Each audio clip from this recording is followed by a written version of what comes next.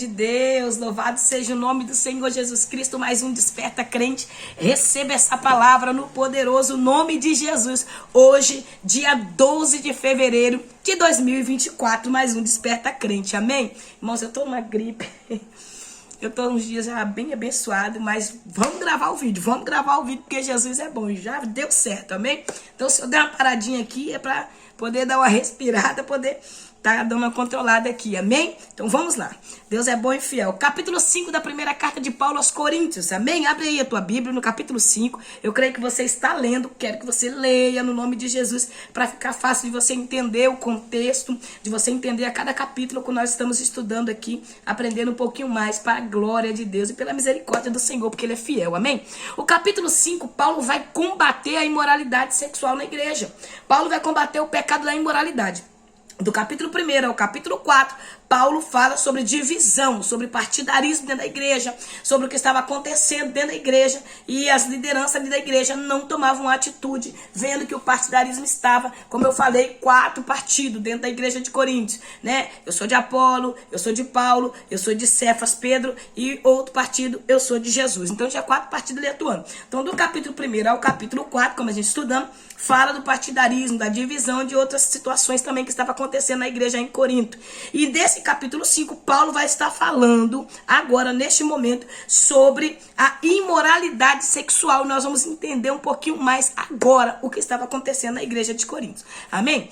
Quando você lê o capítulo 1, verso 11, você vê Paulo falar que a casa de Cloe, Cefas, Estefano, aqueles irmãos tinham mandado uma carta para Paulo para contar a situação da igreja, o contexto da igreja. Então ali nessa situação que eles mandam, nesse bilhete, missiva ou carta, né, que envia para Paulo para contar como estava a igreja, envia um irmão para contar a situação da igreja, para falar ali o que estava acontecendo na igreja em Corinto. Vão falar a Paulo que ali havia acontecido um incesto. Um jovem estava tendo um caso amoroso com a sua madrasta. Estava tendo relações sexuais com a sua própria madrasta, esposa do seu pai. E a igreja de Corinto sabia, mas estava sendo negligente a essa situação. Estava sabendo de tudo, mas fingia que nada estava acontecendo. O versículo 1, Paulo escreve dessa forma assim, ó. De toda parte se ouve comentários de que a impureza é entre vós e uma espécie de imoralidade que não se observa nem mesmo entre os pagãos, a ponto de alguém manter-se em relações sexuais com a mulher do seu pai. E ainda estáis cheios de arrogância. Não devias, pelo contrário, repugnar tal atitude e expulsar da comunhão, aleluia, aquele que assim procede? Ali até o verso 2. Paulo está falando para a igreja que o comentário, os burburinhos estavam em muitos lugares. Em toda parte estavam ouvindo falar. Sabe por quê, irmãos? Assim, nós vivemos num tempo atual, né? Nós estamos lendo a Bíblia, que a Bíblia é o livro atual. O Evangelho de Jesus Cristo é atual. É hoje. Vale para hoje, para agora, para amanhã, para depois, futuro. Sabe? É a palavra de Deus. Mas no contexto que Paulo está aqui, Paulo está dizendo que as pessoas estavam comentando. Que as pessoas estavam comentando a situação de Corinto, estavam comentando o que estava acontecendo lá dentro. É a situação assim, o pastor sabe do pecado da ovelha dentro da igreja, mas ele finge que nada está acontecendo, ele está sendo negligente naquela situação, e as pessoas estão comentando. O comentário já tinha saído de dentro da igreja, já estava fora da igreja, o comentário já estava lá para fora da igreja, todo mundo comentando, falando a situação de Corinto, falando a situação da igreja ali situada em Corinto, mas ninguém chegava a tomar uma atitude. Se comentava, mas não havia uma atitude naquela situação. Então Paulo está falando nesse versículo 1 e 2 que o que estava acontecendo na igreja de Corinto não acontecia nem lá no meio pagão. Nós sabemos que em Corinto havia mais de 10.000 sacerdotisas, prostitutas cultuais que adoravam a deusa Artemis, a deusa Afrodite, a deusa Diana, e essas mulheres se prostituíam, se entregavam ali aos cultos, né, prostituições ali, aqueles cultos idólatras. Havia o deus Baco, que era o deus da bebida, o deus Apolo, que era o deus do corpo, né, que incentivava os jovens a cultuar o corpo, e muitos desses jovens iam para o homossexualismo, né, que era aquela união homoafetiva, e aqueles jovens se entregavam àquilo ali. Então sabia que em Corinto era uma cidade depravada, era uma cidade bastante depravada, deteriorada pelo pecado, e Paulo está dizendo, nem Nem lá no meio dos pagões, nem lá no meio dos ímpios, eles têm relações com as madrastas, com os padrastos. Eles respeitam ao menos o pai e a mãe. E respeitam ali a madrasta e o padrasto. E não tentam chegar até a esse ponto de relação. E aqui dentro da igreja está acontecendo isso. Paulo está dizendo que lá fora não estava acontecendo o que estava acontecendo dentro da igreja de Coríntios. Apontando o pecado, dando nome ao pecado e mostrando a negligência daquela liderança que estava vendo, estava fingindo que nada estava acontecendo. Paulo fala no verso 6 assim, ó: esse vosso orgulho não é bom. Não sabeis que um pouco de fermento faz com que toda a massa fique fermentada? Ele está dizendo o pecado contamina. O pecado ele incha a igreja. O pecado ele vai passando de um para o outro. Orgulho, tem pessoas que têm orgulho do pecado, irmão. Tem orgulho de ser contendeiro, orgulho de ser fofoqueiro, orgulho de ser caluniador. Eu falo mesmo, eu sou desse jeito. Tem gente que é assim. Não, eu sou desse jeito, eu não mudo, eu não vou mudar. Então tem pessoas que têm orgulho do pecado, tem prazer no pecado.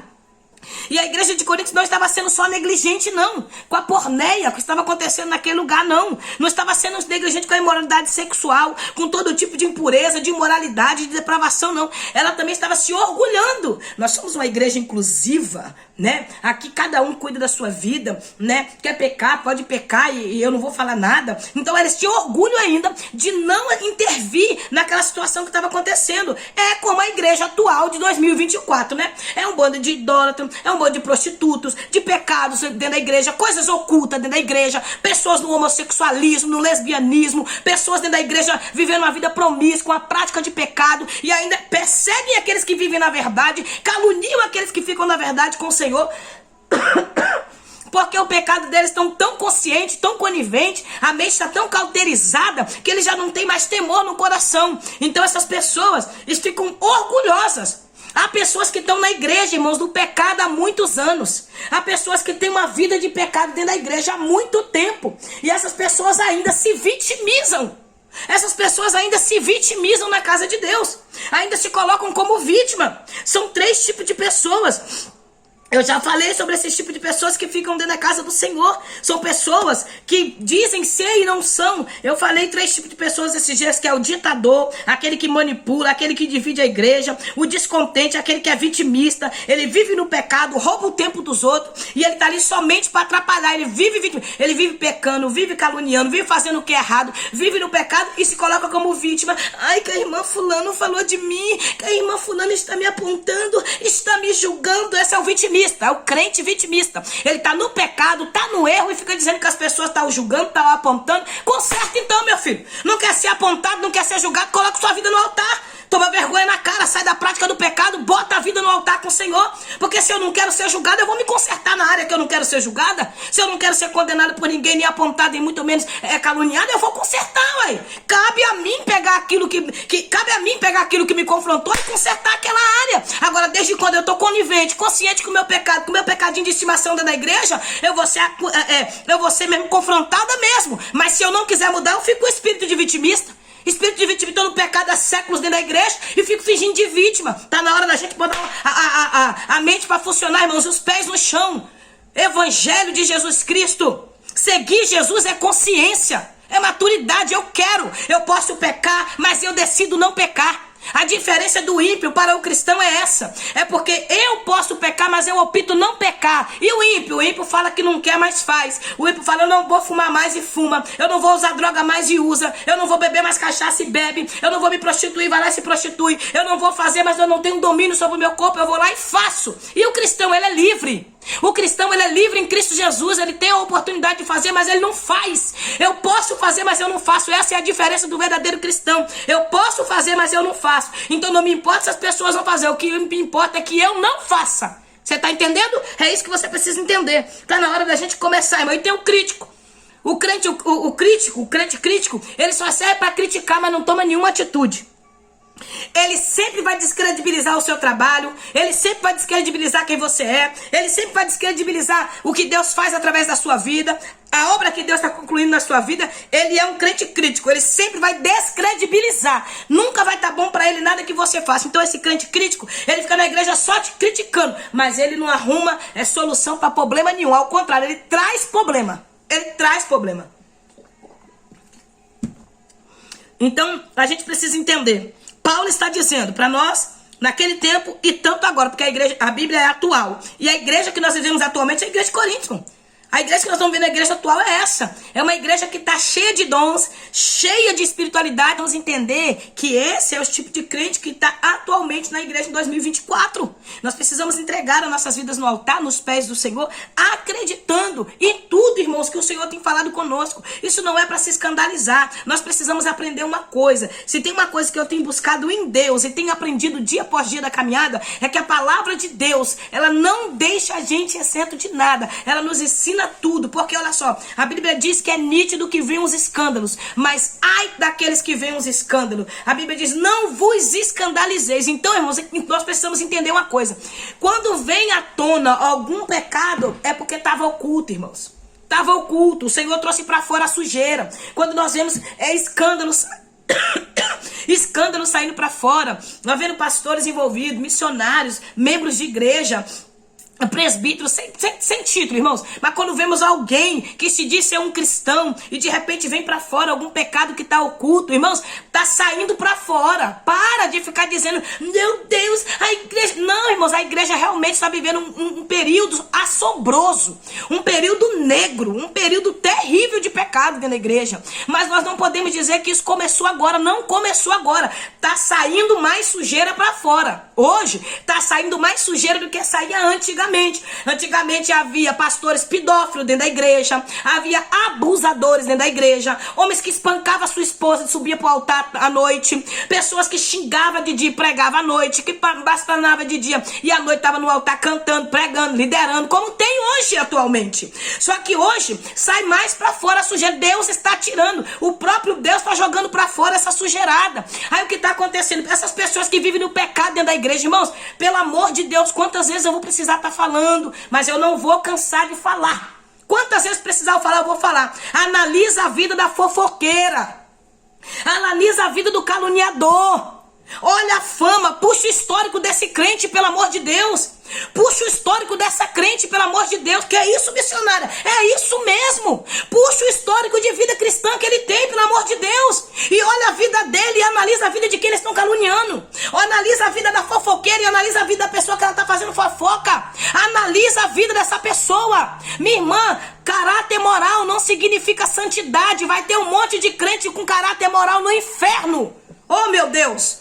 Quanto que nós precisamos entender isso? É uma vida em santidade, é uma vida em limpeza. Paulo aqui no verso 9, ele chama os crentes novamente à santidade. Já vos adverti, por conta que não vos associeis a nada que fosse imoral. No capítulo 1, versículo 2, Paulo fala, chama eles à santidade. Paulo chama os crentes, vou ler para você ver, ó. A igreja de Deus que está em Corinto, aos santificados em Cristo Jesus e convocados para serem santos. Versículo 9, Paulo novamente está dizendo, chamando a igreja à santidade. Não confundam a vida de santidade com a vida moral. A vida moral é diferente. A vida moral pode ser trabalhador, pode pagar a conta, pode andar direito, mas se não tem santidade, de nada vale.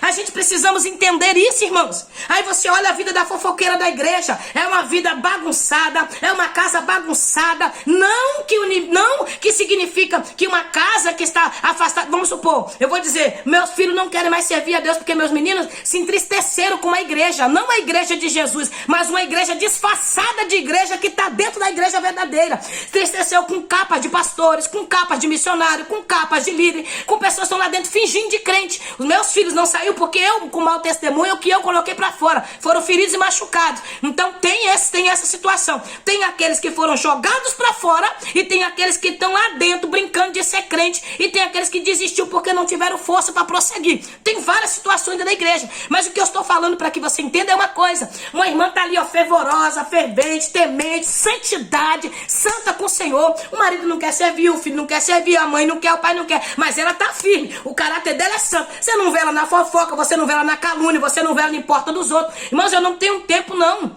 O tempo que eu tenho, eu dou a minha família. Hoje eu não tenho compromisso. Hoje é segunda-feira, eu não tenho compromisso. Já tá marcado, minha filha, meu genro vai vir pra cá. Daqui a pouco nós vamos fazer alguma coisa pra gente estar junto. O tempo que eu tenho, eu dedico à minha família.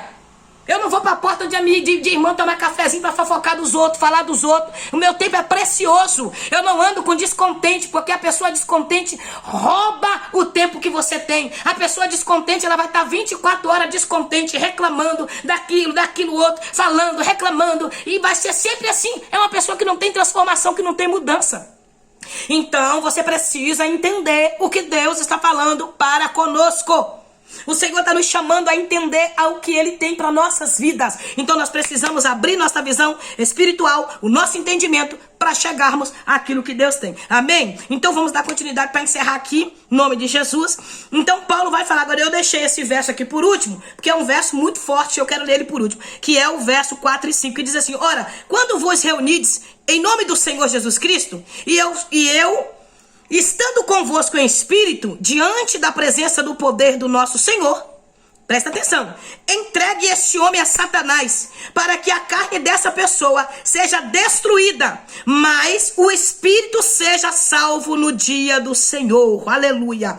Missionário, o que é isso? Paulo está mandando entregar o irmão para o diabo? Preste bem atenção. Bem atenção nesses dois versículos. Paulo está dizendo, no próximo culto, que vocês se reunirem para dizer que está adorando a Deus, traga disciplina na vida desse irmão. Exclua ele da comunhão da igreja, para que ele sinta na pele e chegue ao arrependimento. Porque, irmão, não tem coisa mais triste do que o pecado consciente, do que a pessoa está pecando consciente do que está fazendo, do que a pessoa está pecando consciente do que está exercendo na igreja. Preste bem atenção. Quantas pessoas estão dentro da igreja, mas têm amante? Quantas pessoas estão dentro da igreja, compra e não paga, mal pagadores, caluniadores, contendeiros, pessoas que estão dentro da igreja, mas não são igreja. O fato de eu estar num ambiente espiritual não significa que eu sou espiritual. O fato de eu estar na igreja não significa que eu sou igreja. É isso que Paulo está dizendo. Quando reunir novamente para adorar a Deus, como vocês falam que a reunião de vocês é para adorar o Todo-Poderoso, então agora vocês vão exercer o papel de vocês como liderança. Exclua esse homem da comunhão, coloque ele em disciplina, entrega ele a Satanás. O que é entregar a Satanás? É fazer com que ele entenda que Satanás trabalha para Jesus. Porque se dentro da igreja ele não quis seguir a disciplina, ele não quis obedecer a liderança, ele está no pecado do incesto com a sua madrasta e continua praticando porque ninguém o disciplinou, entrega ele ao diabo, exclua ele da comunhão com a igreja, que ele vai sentir o que é o diabo, porque o Satanás trabalha para Jesus. Por isso que Paulo está dizendo, entregue ele a Satanás, para que a carne dele seja morta, a carne dele seja queimada, a carne dele... Meu irmão, não tem coisa mais triste do que a pessoa ser tratada pelo próprio adversário, que o Senhor está permitindo ser tratado. É os professores que Deus levanta para nos ensinar a servir a Deus com sinceridade. Paulo está dizendo, pode entregar na mão do diabo, porque o diabo vai ensinar ele o que é arrependimento. Há pessoas que vai dar uma passeada no mundo para conhecer Deus, irmãos.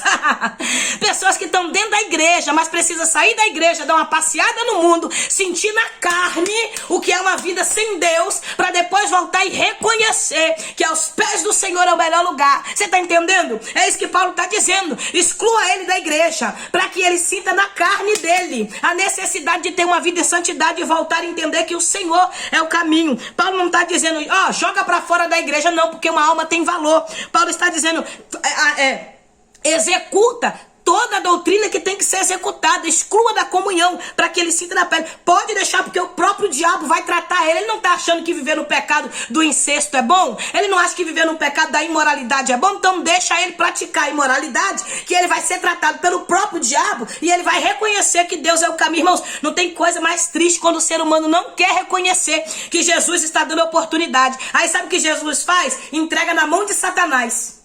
Aí Satanás vai sarandear, passear com ele na terra, para depois ele entender que Deus é Deus. Eu lembro que um dia Deus usou um irmão e falou assim, olha, o seu inimigo, o teu adversário te pediu, mas eu não permiti ele tocar no fio do seu cabelo. Irmãos, eu fui para casa me achando, eu falei, meu Deus, o diabo tá me querendo, mas Jesus não deixou. Glória a Deus, é sinal que Deus está se agradando de mim. Eu, na minha imortalidade, na minha pequenez de ser humano, fui para casa feliz, achando que eu estava agradando a Deus, achando que eu estava sendo, pensa aí, aquela. Aí fui pra casa, contei pro meu esposo e fiquei com aquilo na mente dias. Passou-se mais ou menos aproximado um ano. Enquanto eu estava orando, irmãos, enquanto eu estava em oração, num processo difícil, eu estava orando, eu não lembro qual foi a causa que eu estava orando, mas eu chorando ali, orando. E o Senhor falou assim: se eu tivesse te entregado a Satanás quando ele te pediu, você não estaria aqui orando agora, neste momento. Você está entendendo? Não é porque nós somos bons não, meu irmão, porque Deus sabe a nossa capacidade. O Senhor sabia que se Ele permitisse, eu ia negar a Ele, como Pedro negou. Eu ia dizer não para Deus, como Pedro disse não para Deus. A gente tem mania de achar as super-homens e as super-mulheres, achar que não cai no pecado, não receber aquilo. Tem pessoas que têm ódio de mim, porque eu já entreguei algo que Deus mandou, e as pessoas não aceitaram o alerta de Deus, porque se sente quarta trindade. Nós precisamos entender que nós somos falhos. Quando Deus nos dá um aviso, é porque Deus está tendo misericórdia de mim e de você, meu irmão. É isso que Deus está tendo, meu irmão. Misericórdia de nós. E está mostrando para nós a nossa pequenez. Então a gente não pode se sentir a quarta trindade. Eu nunca esqueci dessa experiência. Quando o Senhor falou comigo mais ou menos um ano e pouco depois. O Senhor falou: não te entreguei na mão do teu inimigo, porque você não estaria aqui orando. Sabe o que Deus estava dizendo para mim? Se eu tivesse deixado ele tocar no seu cabelo, você já estava desviado há muito tempo. Você estava na cachaça, você estava na bebida, talvez até pior do que você vivia antes. É isso que Deus estava dizendo. Então nós entendemos que nós precisamos dele. Paulo está dizendo aqui: pode excluir, pode agir com a exclusão, para que ele sofra o dano do pecado, porque todo pecado tem consequência. Nós estamos se tornando crentes orgulhosos, irmãos, se sentindo melhor do que os outros, sentindo a quarta trindade. Pastores têm chegado a um ponto de abafar pecado dentro da igreja, negligenciar a verdade, ocultar a verdade de Deus. Homens que foram chamados para ser líderes, ser espelho para a igreja, têm sido mau testemunhos. Homens que têm abafado pecados horríveis dentro da igreja, pecados terríveis, jogado pano quente. Pessoas que estão no pecado há muitos anos dentro da igreja, e essa pessoa diz que vai ser salva ainda, e o Senhor nos chama ao arrependimento. Então no próximo culto, minha irmã, confessa o teu pecado. No próximo culto, coloca no altar. No próximo culto, pede perdão a Deus, se arrepende. Meu Deus, nós precisamos ter essa sensação em nós. O pecado tem que doer, irmãos. O pecado tem que doer em nós. A gente tem que se arrepender ao ponto de sentir dor na alma. Esse é o verdadeiro arrependimento. É a vergonha do que fez. É arrependimento de ter feito aquilo que foi feito. A igreja se reunia em Corinto. Ela se unia para aprovar o que é errado. E ela se desunia, se dividia para não aprovar o que é certo. Essa é a igreja atual. Se une a favor do pecado e se divide contra a verdade de Deus. É essa a igreja atual que nós vivemos, uma igreja desunida, uma igreja que não tem mais temor, uma igreja que faz o que é errado certo e o que é certo errado. Nós precisamos, irmãos, reconhecer que nós precisamos de Jesus. Nós precisamos se unir e crer. O verso 10, Paulo fala assim: ele não está dizendo que a gente não pode ter amigos que não são crentes, tá? Ele não está dizendo que você não pode ter contato com ímpio, não é isso que ele está dizendo. Aqui ele fala no verso 10, dizendo-me, não me refiro às pessoas imorais deste mundo. Ele não está dizendo que você tem que andar dentro de uma bola de separação, não, porque até então nós temos que ganhar as almas para Jesus. E para ganhar as almas para Jesus tem que ter contato com as almas, tem que ter contato com as pessoas. A minha mãe ainda não é serva do Senhor, eu tenho irmãs que ainda não é servos do Senhor, então eu não posso ter contato com a minha família, eu não posso ter contato com meus sobrinhos, eu não posso ter contato com alguns amigos que eu conheci no mundo antes de eu ser serva de Deus. Falo com todos eles, abraço, oro por eles, abençoo a vida deles e sei que Deus vai salvar eles. Agora eu não posso praticar os pecados cometidos por alguns deles. Você está entendendo? É isso que Paulo está dizendo. Não confunda. Aí ele vai continuando falando sobre avareza, sobre ladrão, sobre idolatria.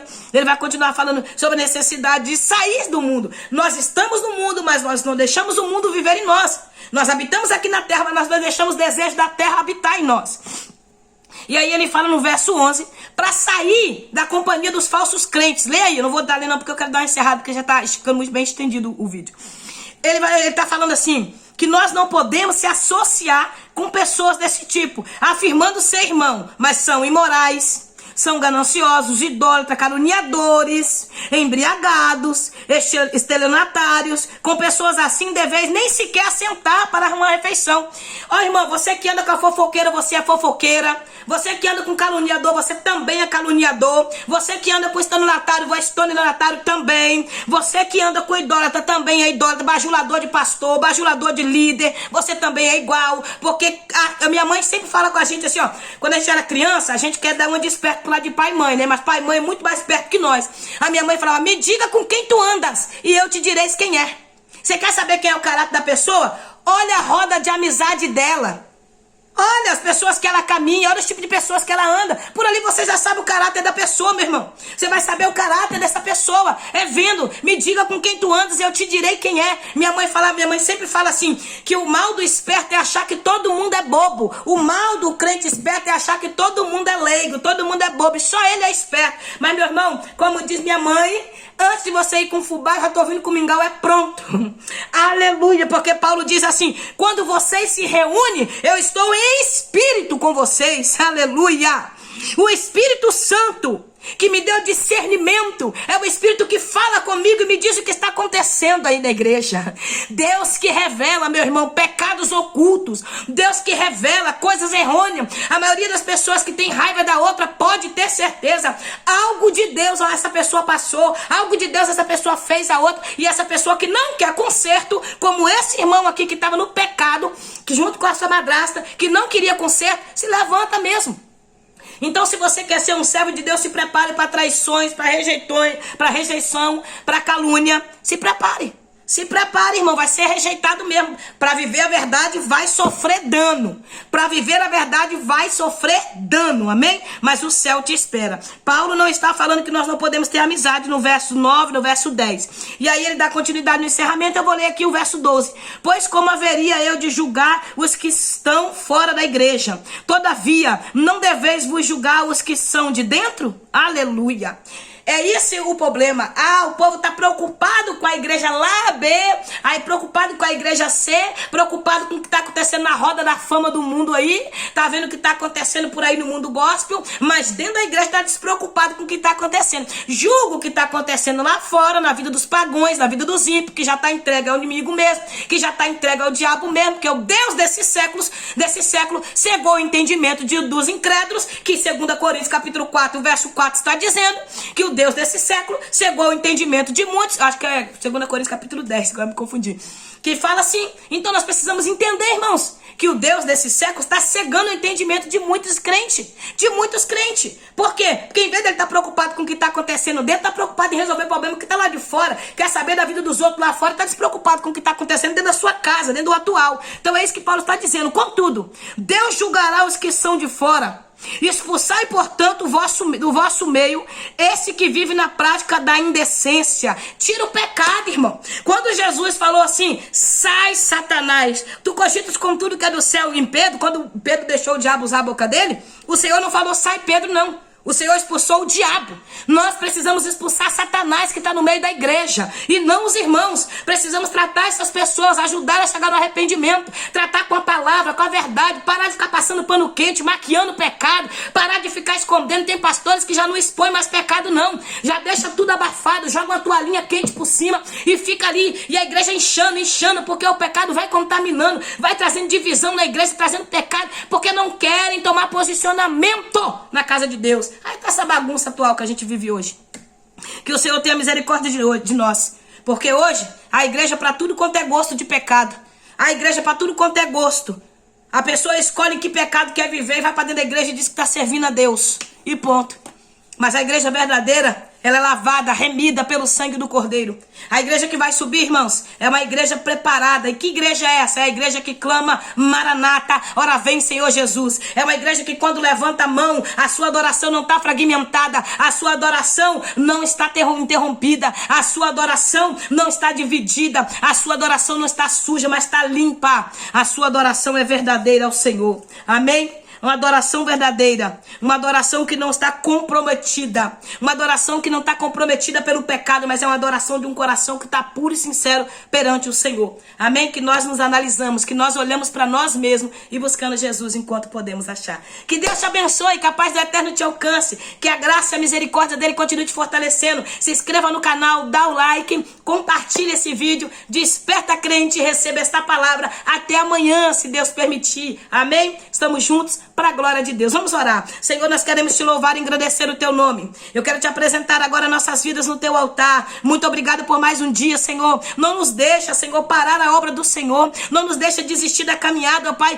porque de pecados ocultos na vida de outras pessoas, mas que nós venhamos colocar no teu altar a nossa vida com verdade, com sinceridade, e que nenhum ataque de caluniadores, nenhum ataque de fofoqueiros, nenhuma pessoa do tipo do verso 11 venha parar a nossa vida com o Senhor. Que nós não nos assentamos na mesa, Senhor, daqueles que defamam a tua noiva, daqueles que defamam a tua igreja, daqueles que tocam no teu povo. Que nós não venhamos ter refeições com essas pessoas, cafezinho da tarde para contenda, cafezinho da tarde para fofoca, cafezinho da tarde para calúnia. Que nós não venhamos se assentar com essas pessoas que têm desejo no coração de assalar o mal, de passar o mal para frente, mas que